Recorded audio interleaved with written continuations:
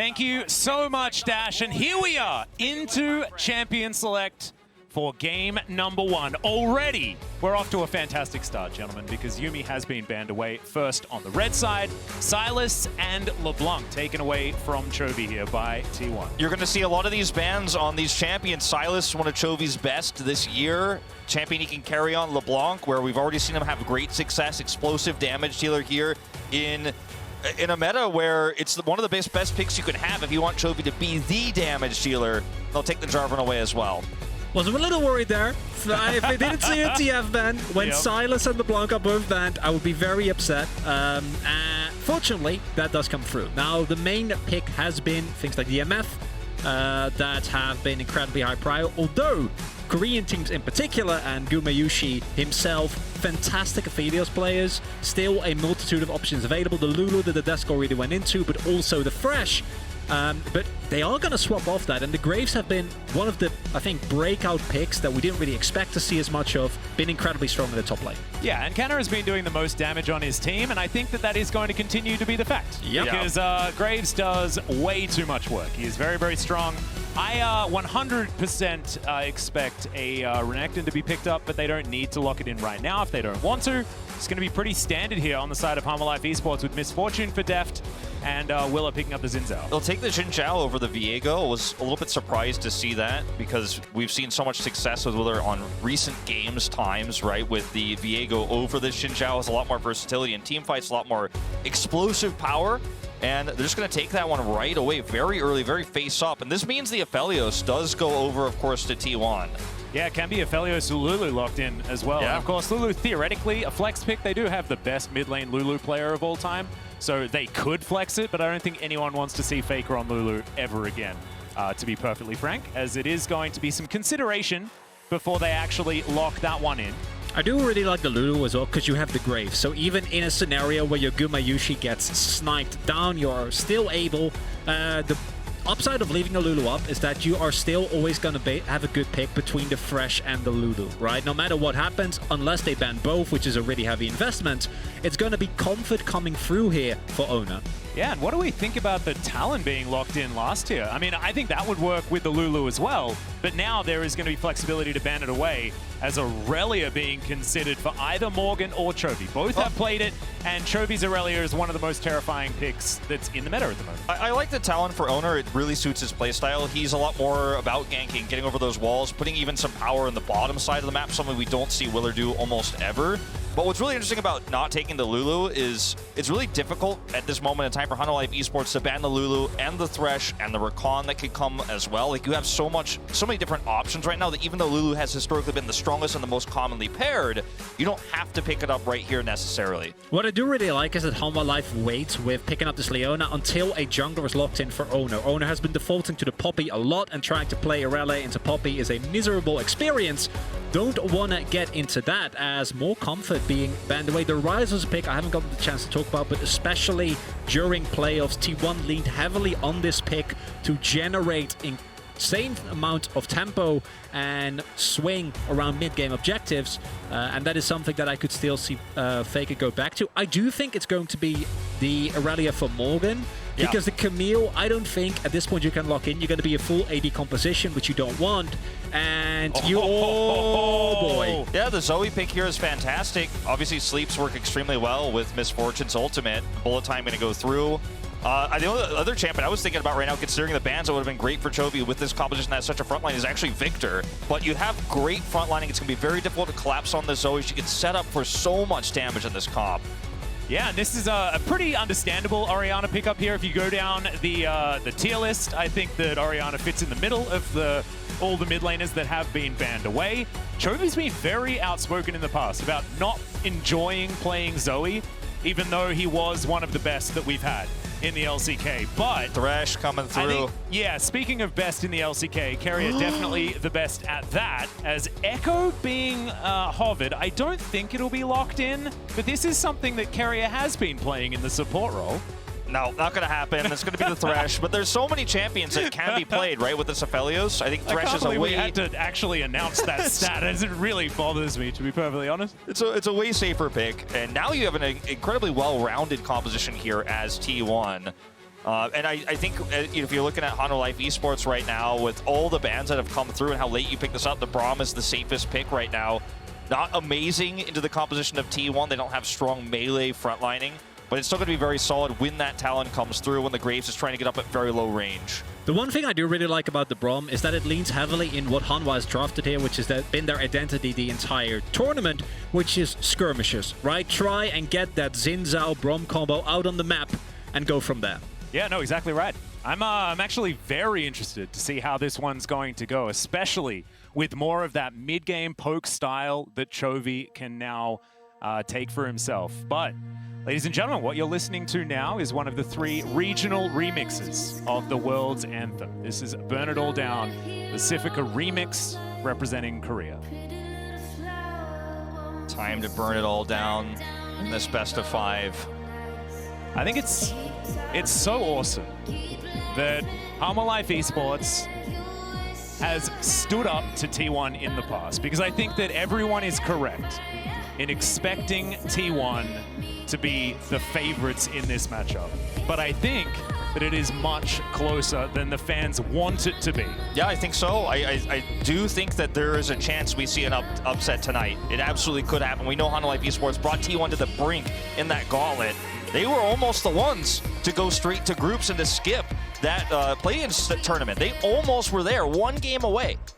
I gotta say, I was already excited, right? It's the LCK teams. It's a rematch of the Gauntlet, so I'm getting me even more excited. Yeah, I really like it. It's kind of low key as well, which I really appreciate. You know, you don't need to go into Grandeur when the match in front of you is this amazing. Yeah, I felt like we needed to be like speaking, like saying something far more profound. Yeah. But I think hey, it's only game 1. It's only game 1, guys. Justice. You know, we've got more time. Yeah, hopefully we can practice. We're gonna have to we're gonna have to request to have that song just put on. Maybe if we get a lull state or something like that, we can just request the music. Could be how it works out. But here we are onto the Rift for game number 1. T1 have elected to be on blue side, as they were, of course, the higher seed. Hanwha Life now will be playing from red. Both of these team compositions full of comfort for both of these teams. I think that when you have a look at the tier list of these champions and where they would sit, I think T1's probably got a stronger comp, quote unquote. But I think Hanwha Life have a lot of the tools that they would like. I think that what I'm drawn to is Morgan on this Irelia and seeing whether or not he's actually going to be able to have an impact. Yeah, it's really interesting, you know, between both solo laners of these 2 teams, the different power that they have. And remember, you can tweet in as well. Use that hashtag Verizon5G all chat.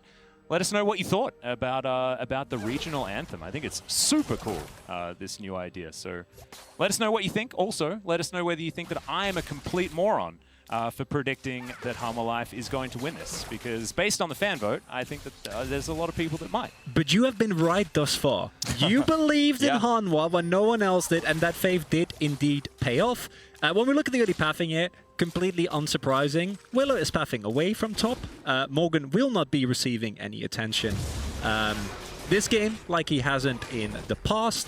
And I do wonder, especially with the setup that's available in both mid and bot, whether we're going to see any attention paid to that, especially with the Xin, I think, in terms of early dueling with both the Zoe or the Braum.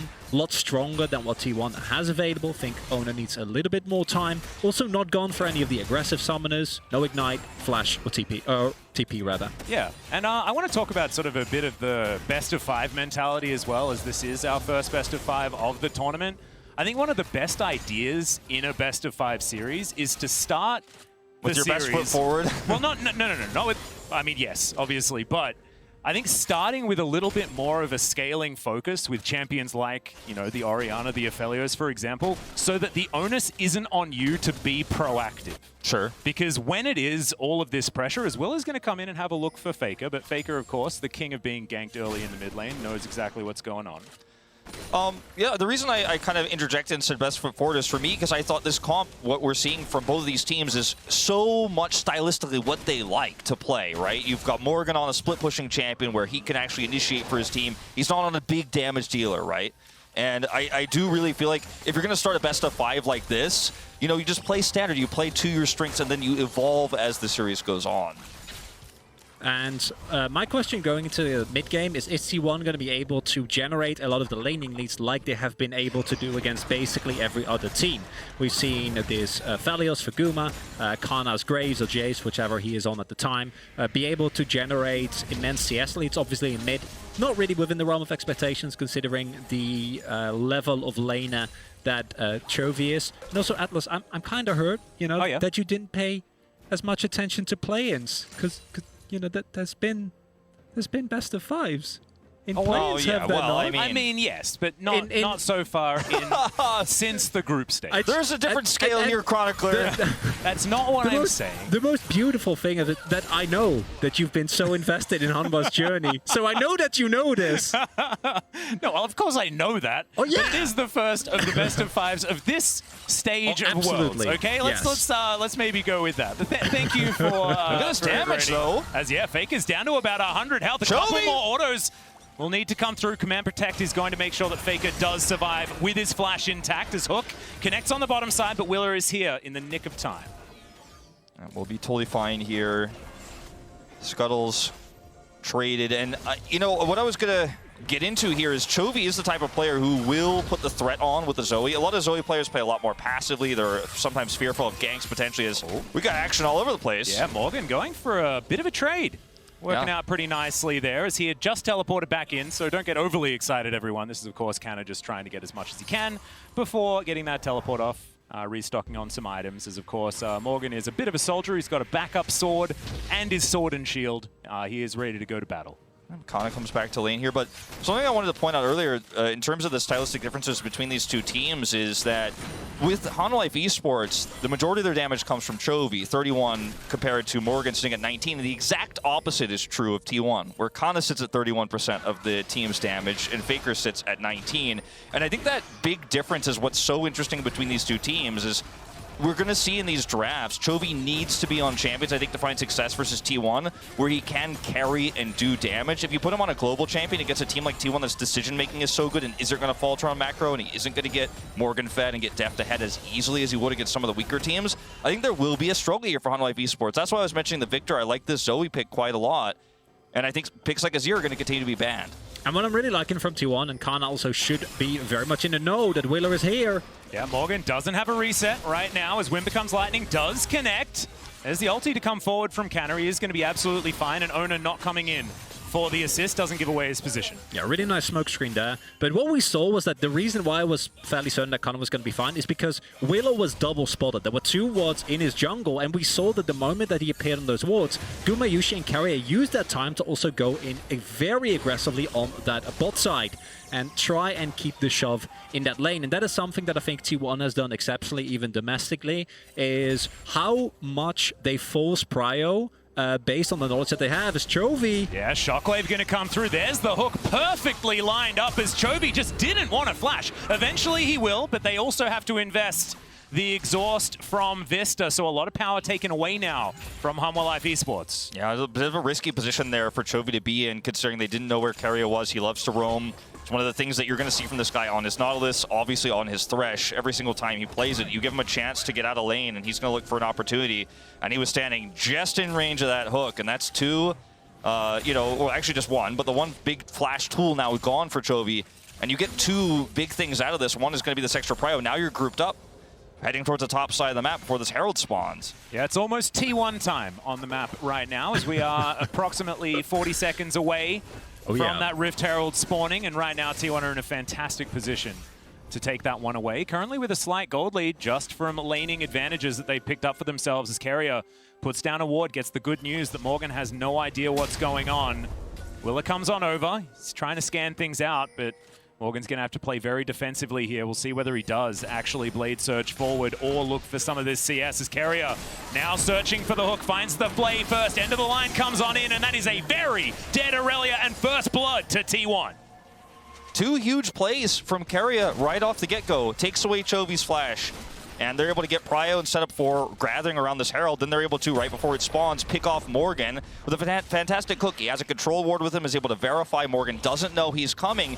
And T1, they love to fight for these Heralds. Sometimes they flip games over it. It's actually one of the things that Hanwha should be looking forward to is T1 might take a bad fight on this Herald, but when you get that free kill, you push Chovy away, you get his flash, This is just easy pickings for this early game for T1. And if Morgan doesn't die there, if the coordination is a little bit better, Wheeler says, hey, my rep buff is missing, they might be in topside. They know how much T1 loves to play towards this. I think they might be fine because Deft and Vsta were able to shove in an entire wave into that bot lane turret, and without a teleport available, there was no recourse. But because that kill was given up, no contest was possible surrounding the Herald. It's been a kill, it's been the turret plates picked up, and now all of a sudden, Gumayusi is getting even more fat. That wave that he missed on bot side doesn't matter anymore, and T1 might be looking to just push further and further, which is their early game has been incredibly dominant. In the LCK, even in games that they've lost, those first 15 minutes are always lethal. It's going to be so much harder for Hanwha Life to kind of skirmish their way back into this game. Picks with the bubble, or possibly with Braum and Zhao finding an angle somewhere on the map. I mean, Zhao as a champion, you know, obviously wants to get that big lead early on. Let's hold that thought. Cute little shockwave here from Faker, just getting a fair bit of damage onto Chovy. Chovy should be able to trade back quite nicely, though, as Faker takes the nap and is going to take the worst of it. As Chovy still wanting a little bit more here, finds himself a cleanse on the ground, but it's not going to help him out too much here. Problem with this too for Hanwha Life Esports is that even though Chovy gets the better of the trade here in mid lane, they're not going to be able to get a cross-map play. You had Canna on the bottom side of the map immediately pushing the wave there. Now Morgan's catching it. Chovy's pushed out a lane here. They can't contest a Drake. They can't start a Drake, rather. And so T1 just have ultimate control on the map in all lanes and all parts. And you just have to be so careful of giving T1 this little bit of an edge with a composition like this where they already have such safe engage across all parts of the game. And also look at the power of these T1 picks. You can argue that, of course, the Talon in of itself, not going to be the greatest. I think that outside of moving up front and denying vision, it might be a little bit hard to find a specific engage. But simultaneously, like Graves, Orianna, Aphelios, all these picks in the mid to late game are going to be terrifying, right? And it's Keria's Thresh. We've seen him have, I think, perhaps the most dominant support game that we've had the entire year in the LCK on the specific champion. I think it was one of the most impressive Thresh games that I've ever seen and you in my life. And I've been casting a lot of League of Legends. Seen a fair bit of that. Well, this streak is going to go over for free because there's a little bit of a hole in T1's vision, and Chovy was seeing the better end there of the mid lane, so can't contest here as T1 don't know about this, don't have full vision. It's actually taken away there by Willer. So this ends up being a nice trade back for Hanwha Life, basically getting an objective free. It's not as equivalent, of course, as the power you're going to get in that Herald, but they're looking for something here bottom side. Canna does not have vision. Yeah, Willer's going to come on down here, even on levels here between the jungler and the top laner. As Canna has been on an island just a little bit here. Some last-minute plates to come through, or last 3-minute plates, I guess, if you want to be technically correct. As Gumayusi looking for Vsta here underneath the turret. The flash gets him out of the way of the hook as Vista's looking to keep himself alive. Oner now in trouble as Deft turns up once again. He gets exhausted immediately. Vsta, what the heck was that? Unbelievable play from the Hanwha Life support. And they take away T1's jungler. Chovy now looking to try and get some more done, but Canna is going to turn up once again. Decent little paddle star, and they get the flash out for the shockwave. And even the bottom side of the map, Irelia is getting pushed there. There's waves crashing into a turret. He's going to get another plate here at least. And this is a win in all 3 lanes here for Hanwha Life Esports. And this is a really big swing. And T1 think they can go for the top side play because it's their strong side, right? They've been diverting all their resources. They know we're going to give them the Drake. It doesn't matter. We swapped our bot side to top to make sure that we can keep that push going, that we can get more plates onto Aphelios. And then they think it's easy peasy. It's a dive on the Braum. We have 3 people here, but Oner isn't actually there at the start of their play. A little bit over-eager from T1. And now at Gold League, that was 1.6k. All of a sudden, a lot less there. Yes, there is still a lead, but this does show that you need to respect Hanwha. And talk about Chovy, Deft has had a stellar tournament thus far. Just picked up the first kill, finished his Mythic. And it is looking hopeful, isn't it? Oh, yeah. Yep, nice little drowsy there from Chovy. Picks himself up a claw, but Keria is here at exactly the right time to make everything okay. And the amount of pressure that Chovy has put on Faker this game has meant that he hasn't been able to make any teleport plays. And this is something that Faker has found so much success with the Rise with, for example. We've seen him on TF, which is why we were calling for that ban in the draft. He ends up being with his team in those topside plays you were just talking about so often, but because so much pressure has been put on him, he hasn't been able to utilize that teleport for utility, only for lanes so far. As you can see, he teleports right back because he ran out of mana there. And it's really unfortunate because that's one advantage he had over Chovy. Had he not been so pushed in, could have looked for something there on the top side, but he's just been sitting in lane. Also, very important is that we see a really big swap here from what the T1 has mostly done, which is funnel all resources into Canna.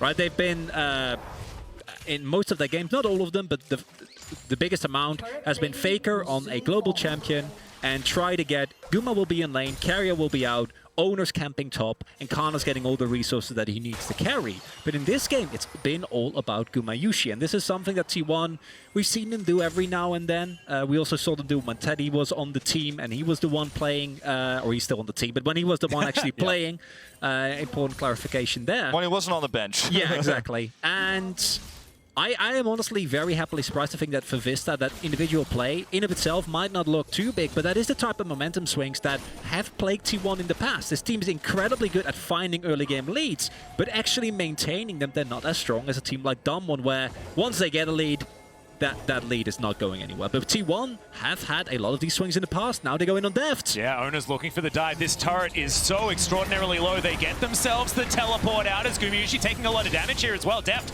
moving forward as Hanwha. They do have all the boys together. Yeah, they're going to look for a might fight need here. to get out of this one. Yeah, exactly right. Troll Ward goes down. Hanwha life. Wrestle back. Some vision control. Right now looking for Shirley, exactly right. I mean, this is actually an extremely aggressive play that T1 attempted. They were able to lantern Oner in for him to jump over the wall. There's almost no turret there, but you're really underestimating the fact that bullet time can clear that wave. It's not really a feasible dive to pull off here. Well, Oner's going to get slowed down by the Winter's Bite. Teleport available from the Graves. And he is making his way towards the mid lane, utilizing it. We'll now get this minion wave pushed forward, but Hanwha got the prize they were looking for. I would have loved if Canna just stayed bot and pushed that bot side turret, right? Could have just gotten that. T1, they were really looking for a fight there, but no one on Hanwha actually making a mistake, walking up too far and getting hooked in. Now, Gumayusi's still going to be able to pick this up, but I do love the investment from Hanwha to like try and actually hold onto their objectives as much as they can. Once the teleport was forced, though, I think T1 should have said, okay, we've already got the summoner. We can give them Herald, just back off, let Canna get the turret, and then look further. I don't think that teleport from Canna had to be invested, but clearly a team call. And that does mean that you get a little bit less than you could have gotten out of that play, but it's still a growing lead for T1. Yeah, it does also, I think, really showcase that Hanwha Life Esports knows their opponent well. Like, they're playing so well around what T1 would do in this scenario. They're prepared to counter this dive and take the Rift Herald because they know T1's going to be coming at this timing. And that's a good sign for a best of 5 like this. You're not figuring it out on the fly. You already know. Now they're going to look for some extra gold here with this second Herald. Yep. Turret going to go down low. Shockwave not quite able to find Chovy there as the ulti comes through. Faker so incredibly low after the bullet time, but isn't going to fall down. Doesn't have teleport, so he's going to be away for a little while as Chovy as well, under half HP. You can see Hanwha Life Esports still wanting to fight for this Drake. 5 versus 4. Drowsy comes through. This is part of the danger time for this Zoe. Collateral damage just wide, sidestepped by the Zoe.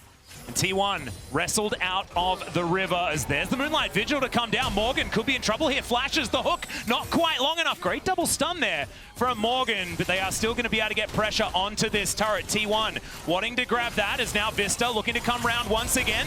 There's the ulti to come through for Morgan. Only one person can take that lantern, and now Canna could be in trouble. He's down so low and trying to get the damage out as Deft finishes him off in the end. Morgan likely to fall as well. It's 2 for 1 so far for T1. And Hanwha Life Esports now forced to leave. Flash comes out from Chovy. That's one that he stole away as T1 are on the wrong side of this Drake, but now with the man advantage. It's not over just yet. They keep looking. I mean, this is so risky for Hanwha Life Esports here. Oner parkouring his way in. There's the Shockwave ball delivery system here, and Vsta, he's going to go golden for a little while. Stands beside Willa, keeps himself alive for the moment. As Oner, below half health, great hook to come through from Keria, but there is another stopwatch from this team. Of course, Willa, no way out. Wasn't going to invest the flash, as it turns out, as another bubble lands, but I think the T1 have finally won the fight. What do you think, gentlemen? This is the most Chovy Life Esports scenario that you could imagine, as he's sitting back with mostly full health on the Zoe, trying to hit these pot shots while everyone else is blocking, and they're coming back in. Does Deft have ultimate? No, he doesn't, as Oner could be in trouble here. One last auto. It's actually going to be the Zoe that picks it up with a bubble through the wall. Ocean Soul is what the Rift is going to be made out of, and that's actually amazing for a Zoe, but also pretty good for a Talon lying in wait to kill someone with all of these extra rushes. And if this skirmish shows us anything, I can't even call it a team fight because it felt like a 2v2, a 3v3, a 4v4 all happening at the same time if you look at how drawn out it is, right? Because both of these two teams go in very hard. Canna is able to actually stay alive. One of the big powers of the Graves is how tanky, deceptively, he really is. And there's so many moments where you think it's over, but then it's not. It's not over. Yeah, it's still not over, actually. Is 2 levels behind. Willa's going to go in onto Faker here. Still, no, doesn't have the Crescent card available. I was about to say he did. Certainly did not, but Faker is just going to get away. No one there to back him up just yet. So and this is such a clear-cut sign of, even though I think in terms of macro, T1 is still the one making the better moves, right? They're earlier to the objectives. I think the shot calling is a little bit crisper. But in terms of raw mechanics, Hanwha Life is showing why they're in this quarterfinal. Yep, Vsta caught in amongst a whole lot of people as the Shockwave finds absolutely no one still. Keria locks down that kill. In the meantime, Canna takes the turret on the bottom side, and T1 are adding winning to their winning. I'm not 100% sure. I need to see the replay. I think Faker actually pulled Vsta out of his stand behind Braum, so he didn't have the opportunity to jump back after he got in. Yeah, it definitely looked like that. And that's one of those things that you can do as Orianna. It's so strong against Zhao and the Irelia and, of course, the Braum in this very rare circumstance where you can actually pull it off, is to actually pull people out of their engages as Deft might be in trouble. Yeah, kind of looking for the dive right underneath his turret. He had the shield bow, and he's absolutely fine. Just walks up and takes down the AD carry of Hanwha Life Esports. He's got plated steel caps. He's going to live through the damage that Misfortune can put off. And in that extended trade, you're always going to win when you have the shield bow, even under turret. And he just can't get out of it. There's no mobility whatsoever for the Misfortune. A heroic play here from Canna, and T1 are completely in control of this game now. Really loving the Graves first pick. Really paying off there. Diving as an AD carry, you know, another AD carry on the turret. No problem. 20 minutes into the game, and now we're starting to see the acceleration, and this is where I think the true test begins for Hanwha. You've been able to match up thus far, but now it's back-to-back trades that are slightly favorable for T1, and let's not forget, even though I think the gold lead in of itself is surmountable, if you look at the Hanwha comp, when playing from behind, champions like the Irelia, like the Zhao, are a very bad experience. Yeah, and this is the mid-game, right? This is exactly when Hanwha Life designed their composition to be strong. Now they have to try and work on a split push comp that is much more difficult to actually utilize. And using hashtag Verizon 5G all chat, Tom has messaged in to say, I don't have the same faith that Atlas does, but I love an underdog story. Anyone remember TPA? I think there might be a lot of people that don't, to be perfectly honest, because that was a great many years ago, but I certainly do, Tom. We all remember. Absolutely do. Tom knows what's up. And you know, going back to what you guys were kind of getting at here with this composition in terms of what this comp could do from behind, it really is going to be so based upon these engaged champions now for Hanwha Life Esports and the front line that needs to be done for Chovy and Deft. And it is kind of odd and ironic that Chovy can also himself be the best initiation that Hanwha Life Esports have, because if he sleeps the right target, there is so much follow-up engaged, there's so much burst there. But if you can't pull that off and you keep getting shut down every time you try to go in as a Zhao, every time you go in as the Irelia, and T1 catch you at every turn and shockwave you, then how do you team fight against this Aphelios that's always going to have more consistent damage than this Misfortune? The Graves, it's always going to have longer fight damage more than the Irelia will. And I'm not entirely sure how is Hanwha, if you don't find a big break into the game within the next 5 to 10 minutes, you're going to be able to stand up to the late game. Look at Gumayusi's items. He's already gotten the Lord Dominic's against the amount of health stacking that's going to be available for Hanwha. It's going to provide incredible value. A little bit anti-synergistic, you know, when you get the extra health, the shield from your shield bow, but against the amount of dive that's available from Hanwha Life is understandable. Also note how stalwart T1 have been defending their mid lane turret, knowing that not taking that, as I'm sure you would have pointed out, Wolf, had I not swept that turret away. I know you were waiting for it. It becomes so much harder to actually find those bubbles and get that consistent impact, because I talked about the relative lack of engage for T1, right? You saw it a little bit in one of the earlier mid-game fights where they wanted to re-engage, but weren't able to. As they might go in here. Faker looking for the shockwave, finds it onto Willa there pretty comfortably as the ulti comes through to keep the Zhao alive, but it's not going to work for long enough. The Gore Drinker certainly working out quite nicely, but it didn't change the fate of the Zhao as Oner was looking to take care of that backline. They do back away though, just taking down the jungler just in time for this Ocean Drake to spawn. And this is where we have to start talking about that Zoe turret, but we also have to start talking about the fact that with these lanes pushing here, and Canna has had so much pushing power this entire game for free, non-stop, you have no vision anymore. And if you don't have vision, Zoe is fighting blind, especially with all these brushes on Ocean Rift. So you're just not going to be able to even walk towards this, and you're just going to be throwing darts in the dark, essentially, as Chovy in this game if you can't win a team fight before an objective, because T1 have so much pushing power. There's so much wave clear with this comp as well. Like, you're just clearing waves, and T1 are getting objectives. In addition to that, I think one of the problems that you're facing now as Hanwha is Chovy has gone for a very utility-based build, so he has a lot of survivability. He can throw out a lot of bubbles, right? Has the Everfrost, also went for the Lucidity Boots. But when it comes to raw damage output, it is not going to be as good as some of the builds that we, for example, seen BDD go for, where you do find those consistent one-taps. In addition to that, I don't think anyone can really match Canna in the side lane. And when your Irelia can't reliably match someone inside, a lot of the value does get taken away as Shockwave. Chovy just walked into the Shockwave. He does use his Zhonyas. Try and keep himself up, and now will flash away, but Willa is going to pay for his sins. The ulti comes down, and it is not going to save the Xin Zhao. Oner not done just yet, as Everfrost looks to try and deny T1.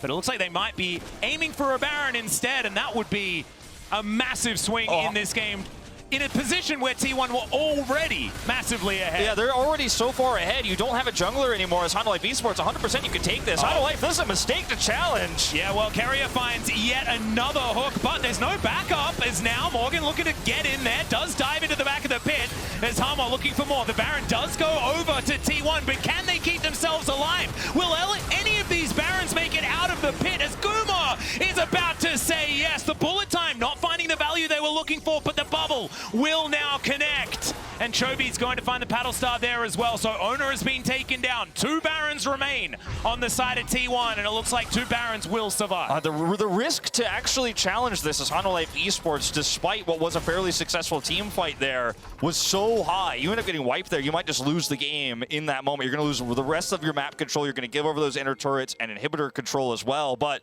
they end up fighting it back. They take away some of those Baron buffs.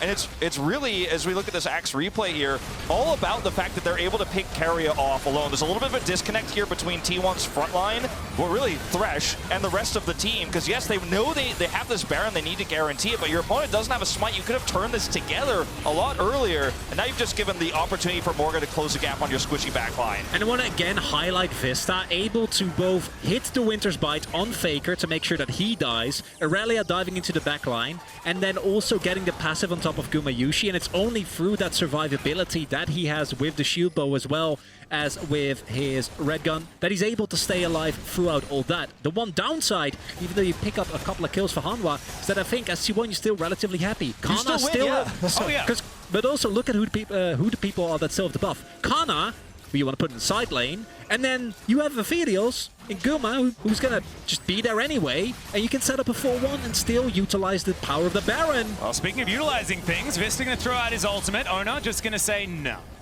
He is a bruiser assassin right now. Just too many archetypes here for this Talon, who is very, very strong. Where's Orn? Yeah, Chovy now diving over the wall.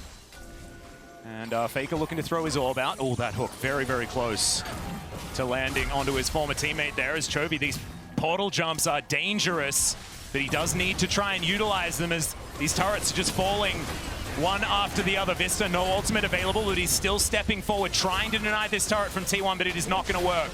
The Red Bull Baron power play ticking up to 2,000 gold. And T1's lead doing the same thing. And you can 6,000 right now. You can notice too in some of these fights the point that Chronicler made earlier about Chovy's build here with the Everfrost. If you can't get close enough to ever use that, you're going to wish you had less survivability with that Zhonyas and actually just more pure damage. Maybe you could blow somebody up because T1 are just grouped up. They have better vision. So if you just hit someone with a paddle star with this low damage build, it's not going to be that impactful. T1 will just sit through it and move on. And if you're the one who has to carry these fights and look for picks and look for those blow-ups, this build probably isn't it. Now, I understand that in the longer fight, the survivability might mean that he could carry that extended fight, but with where we are in this game, I don't think that longer fight almost ever happens. Biggest issue here for Hanwha Life is the item that Gumayusi just finished. Because what you saw earlier, where Gumayusi, you know, it's a long fight, and you're able to almost kill him. You don't quite get him, but at least you can walk out yourself. That walking out yourself, not happening anymore. The Infinity Edge is finished on this already incredibly fed Aphelios, meaning that as Hanwha Life, if you go in on Gumayusi now, either you 100-0 him, or he will 1v9 the entire fight and blow you up. And then the problem with that is, talk so much about Gumayusi, but Canna, very fed as well. For the CS lead, able to pick up a solo kill on Deft, able to pick up multiple turrets, and now Soul Point available for T1 if they pick up this Drake. Yeah, Bubble not going to quite find Canna there. Saw Chovy fishing for it. Hanwha with some okay vision, but T1 doing their homework. They've tidied all of it up around this area. Hanwha now trying to protect that one ward that they have, but the orb sitting right in that brush. Canna gets on over. Remember, Faker's Shockwave, it is right there. It is ready to go as Oner taken down to half health. Hanwha still with a fair bit of fight left in them. Chovy looking for a bubble, doesn't quite find it there. As the teleport comes in, it's Faker that locks down the Drake as Will is trying to keep himself alive once again. Flashes out, and he is going to survive for the moment, but T1 looking to try and race for this inhibitor turret in the mid lane, and they will have inside track to get themselves there. Look at the teleport top here from Canna too. He's going to go for this inhibitor turret. You've got two problems at once here as Hanwha Life Esports. Morgan just used his teleport to come into that fight so late. Then they had to flash out. Willer's flashless. I mean, T1 are looking to actually start finishing this game shortly here. You make any mistakes as Hanwha, the game ends. Well, now Morgan trying to go in. Actually, just a bit of a drive-by there, as Keria's lanterns have just been amazing this game. I think the support play in general has been, from both supports, has been impeccable this game. Also love the teleport from Chovy there. Might not have seen it, but he teleported on his own Nexus turret to get to the wave as soon as possible, especially with Spellbook. Not losing out too much, because if he hadn't done that, pretty sure that Canna at the very least would have gotten an inhibitor turret. With the amount of damage he has available, possibly an inhibitor. And I think Hanwha Life, they're hanging in there valiantly, but again, and this has been the recurring theme ever since that early skirmish that took about a minute, and it was like at 3 different places, back to back to back. It's T1 that actually wins, right? They have the gold lead, they have Soul Point now. Once they get the Ocean Sword, it's going to be even harder with the amount of sustain already available on this team. And I think your window as Hanwha has now closed. As Hanwha Life Esports, I think you have to group up on Baron. I mean, you had to group up faster, and you can't because you have to deal with those waves, but you have to fight for vision first here and foremost. And if you can catch somebody with a Paddle Star, get a pick, that's how you start. I mean, that's not going to be too bad for Hanwha Life Esports. That's going to be on cooldown for a while here. But you have to fight for this vision 100%. And the fact that they have 2 teleports missing here is so problematic. You can't flank anymore. Yeah. Looking to go in for something potentially. Not able to quite find anything here as T1 just own the Rift. And against a Zoe, like, she just can't do anything when that's the case. Oner's even going to steal away this red buff. The entire jungle on both sides of the map belongs to T1. Is okay, Oner going to take a little bit of a nap here, but he's just so tanky. Willer can't say the same thing as Morgan looks for some stuns, but he's not going to quite find them. The Crescent Guard looks to try and keep Willer alive, but it isn't going to be enough as Canna's going to get knocked up, but that is just disengaged from Hanwha Life. Another dive forward as it is going to be a bit sleepy time for Oner, but he is going to be able to make his way out. And all of these attempted picks, Chovy's landed so many bubbles, but it just does not matter. And while this happened, T1 had a way set up on bot side to shove in. That's been pushed into the turret, getting damage, giving up free minions as well. I mean, this is a fight that T1 just avoided by tossing ultimates into a choke point and letting the waves here do the work. There's no inhibitors down here, but they had push in top and mid. Remember, Canna teleported earlier to shove that wave into the inhibitor turret, so T1 tossing a shockwave. Canna even ults onto the red buff. You push Hanwha Life Esports back. You have removed all the vision around the Baron pit, and T1 are like, yeah, use 2 ults before this fight starts, but you can't teleport flank because I know Morgan's teleports down, Chovy's teleports down, so I don't even get to fight as Hanwha Life Esports. If you're Hanwha Life Esports, you don't get to flank, you don't get to come forward. And T1 are like, well, now you got to clear waves. I'm going to kill the Baron. Look at how much damage we have 32 minutes into the game with this Aphelios. There's no way you can contest. There's just absolutely no way. And T1, calm, slow and steady, going to win the race here, it looks like. Yeah, Willer able to get himself a Raptor. And that's good news. If Hanwha Life Esports right now, that's what we have to be talking about when it comes to the positives. No. Like, that is... No, this is not a good thing, Chronicle. I'm not trying to say that things are okay, because that is the most okay that they are, is being able to get a Raptor camp. Because this is, like, the game has ticked past the Hanwha time. They had their time, theoretically. It was about 15 minutes into the game until about 25 is when they theoretically should have been strong. That time has gone. T1 in so much control as Hanwha trying to do their very best to defend their base, but 2 inhibitors go down. 3-man Shockwave just found out of nowhere from Faker, as Willer, the only way that he can go is forward. Here's Zhao. This kid has not changed, and T1, they're looking to end it all right here, right now, as Morgan very low as well, trying to defend that one Nexus turret. Vsta being a valiant defender, but I don't think it's going to be enough. The Nexus turrets just melt at the hands of Gumayusi's Crescendum. The Nexus going to follow suit, and T1, all business in game 1, destroy Hanwha Life Esports. Very dominant performance. The early game, Hanwha Life Esports did trade a few back. They were able to stop that push on the top side. They got the follow-up Rift Herald there. But in the mid to late game, they didn't play to their win conditions as well as T1 did. Non-stop, using Canna to push, controlling waves, and with that, controlling vision, meant that Hanwha Life Esports couldn't wrestle back control. They were always one step behind with a composition that just can't play that way. You can't scale better than T1's comp with what